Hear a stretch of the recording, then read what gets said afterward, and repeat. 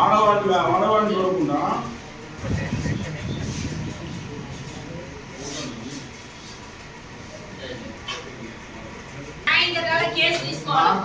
Case తీసుకోవాలి sir. నాకు కొట్టినందుకు case రాయాలి. ఇది కాదు ఇంకోటి మీద కఠిన చర్యలు తీసుకోవాలి సార్. సార్ సస్పెండ్ కాదు, డిస్మిస్ కావాలి సార్. నాకు న్యాయం జరగాలి. కొట్టిన ఓడు 17 మంది మళ్ళీ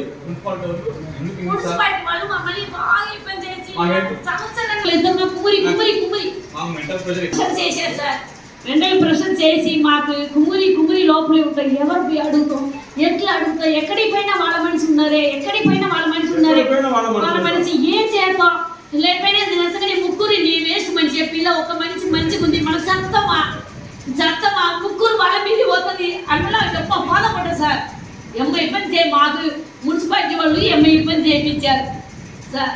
అబ్బాయి వీక్ చేస్తున్నాం, మాకు పెద్ద పలుకుబడి ఉందని అబ్బాయిని ఎక్కువ మమ్మల్ని చేసి మున్సిపాలిటీ వాళ్ళే మీ బాధపడటం. మున్సిపాలిటీ తన పేరు చెప్పట్లేదు సార్. సార్ చెప్పట్లేదు, ఎవరు ఎందుకు వచ్చారు, ఎందుకు విషయాలు బయలుదేరారు సార్, ఎందుకు బెదిరించారు, ఎందుకు సామాన్లు ఎత్తుకుపోయారు? 30,000 సామాన్లు మిషన్ లేపారు సార్. రాలే వదిలిపెట్టిపోయారు. దీనికి నాకు మున్సిపాలిటీ బోర్డు మీద, సీఏ గారి మీద, కొట్టిన అతను కదిర్ వాళ్ళ మీద నాకు న్యాయం కావాలి సార్. సీఏ గారు ముఖాన పడేసినందుకు నాకు ఫలితం కావాలి సార్. సరే నేను ఏదైనా అరవకూడని సరే ఇదే ఇప్పుడు మీ ఆత్మహత్య రాసి పెట్టి వీళ్ళు తీసి చచ్చిపోదాం అనుకున్నాం సార్. ఇంకొకరు కాకూడదు అని ప్రెస్ మీట్ పెట్టారు సార్.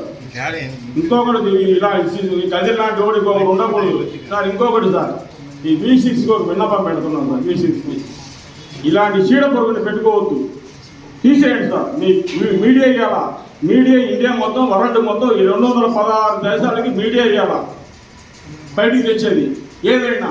అలాంటి V6 పేరున్నది TV9 కానీ V6 అన్నిటికీ.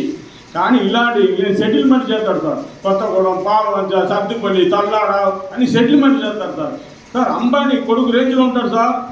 ఆయన కారు, ఆయన పెట్టలు అందరికీ తెలుసు. ఆ లెవెలే వేరు సార్. నాకు న్యాయం కావాలి సార్. ధన్యవాదాలు.